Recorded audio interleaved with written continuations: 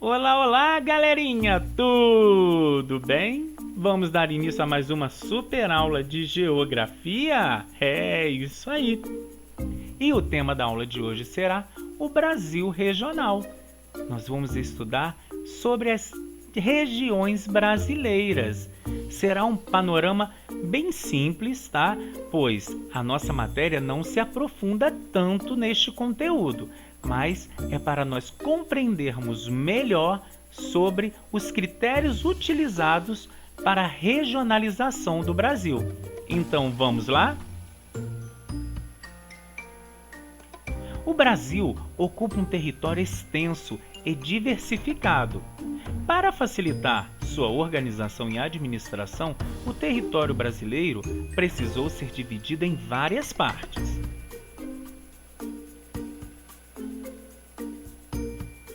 Dividido o Brasil, cada uma das regiões agrupa estados que apresentam características semelhantes quanto à vegetação, ao clima, à história da ocupação humana, às atividades econômicas e a outros elementos.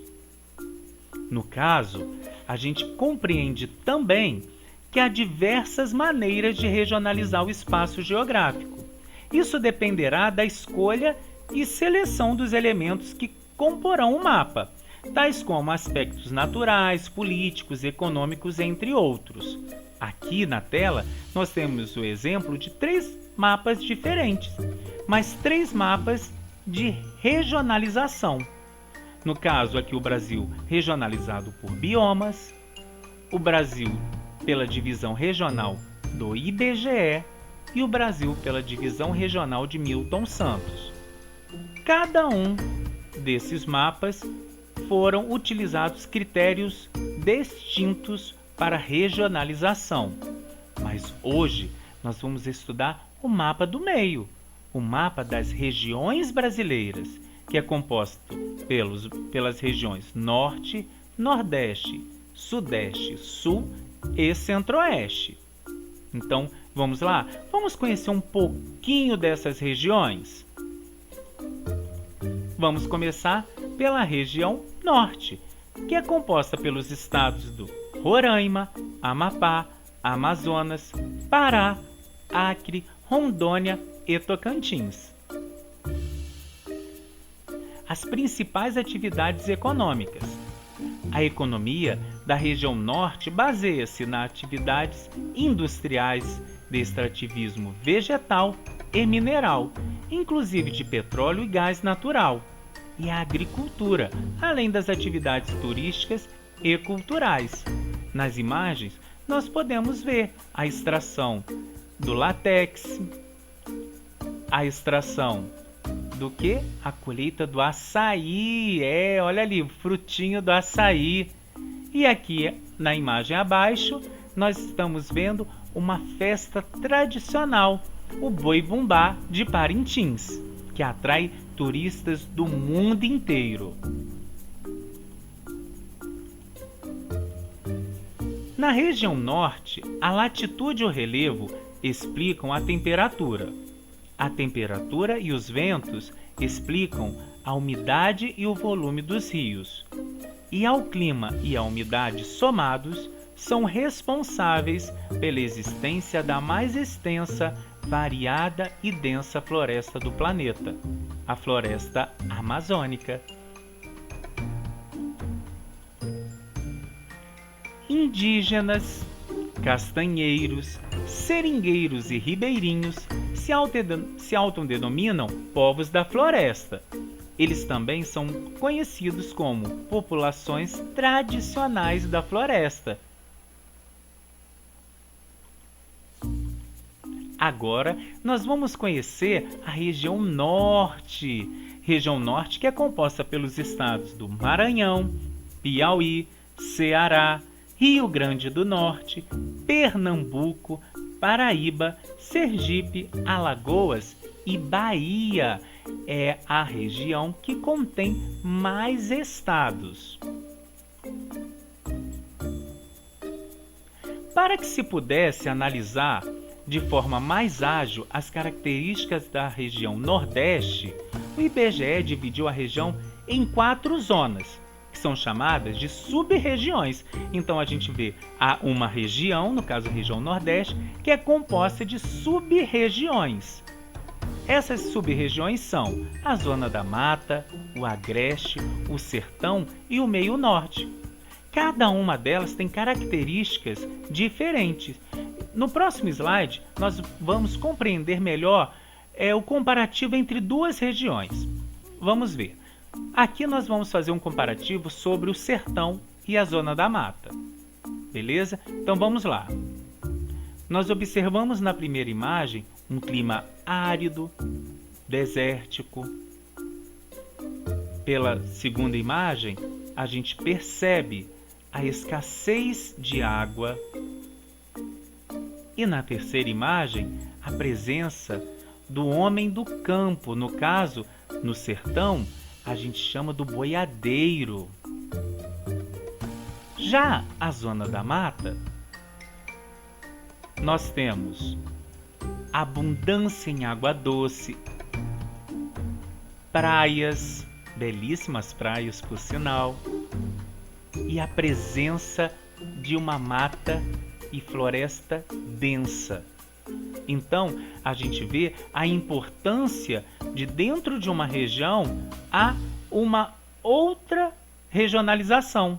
Então, dentro de uma divisão regional, há uma regionalização menor, tá? Principalmente por conta desse exemplo que eu dei aqui, porque é uma região que tem características bem diferentes de acordo da extensão territorial dessa região, ok? Então aqui nós entendemos melhor o motivo de algumas regiões terem sub-regiões.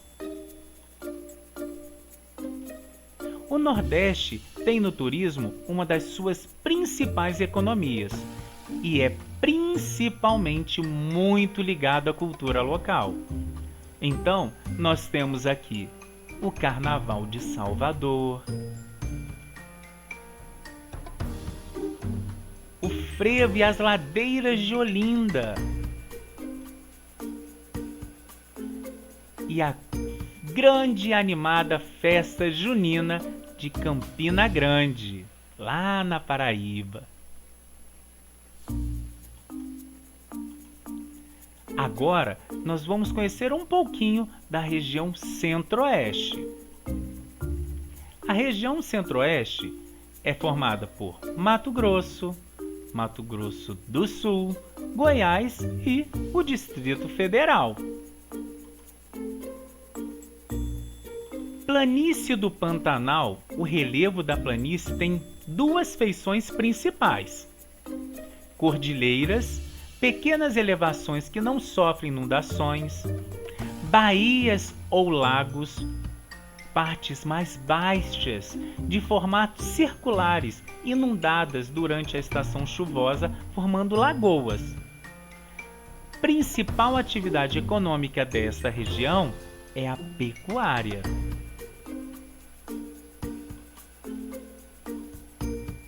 Já o Planalto Central é também empregado para designar o espaço geográfico no qual se localiza o Distrito Federal.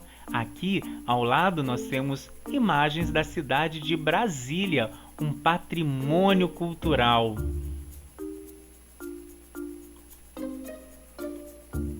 No Planalto Central, coexistem ecossistemas do Cerrado, da Mata Atlântica e dos campos de altitude.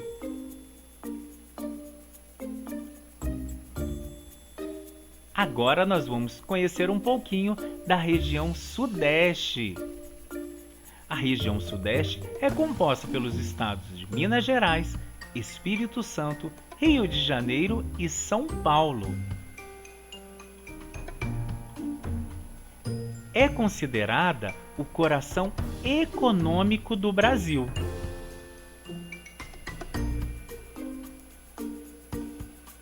É a mais populosa e a mais urbanizada região do país.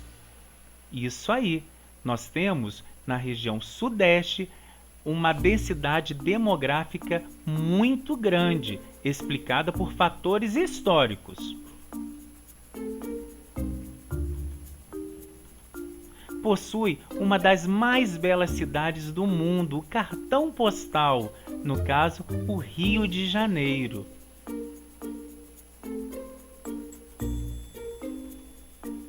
Mas também é uma região que encontra os principais problemas do Brasil, como a favelização, um fluxo muito grande de veículos que causam os grandes congestionamentos e também pela violência.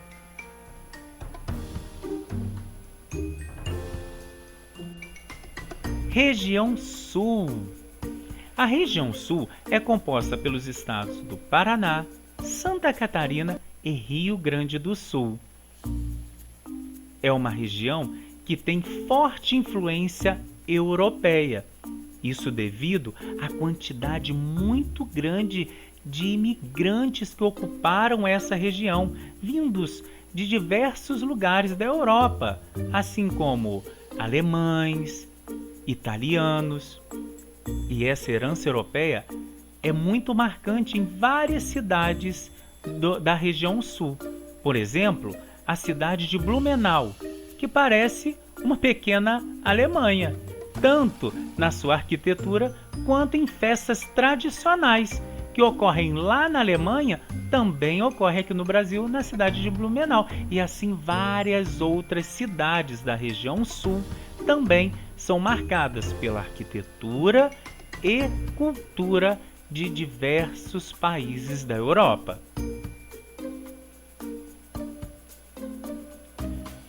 As principais atividades econômicas são a agricultura, a pecuária e o turismo.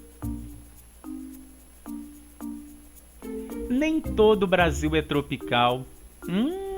Será? Lembra da musiquinha? Moro num país tropical.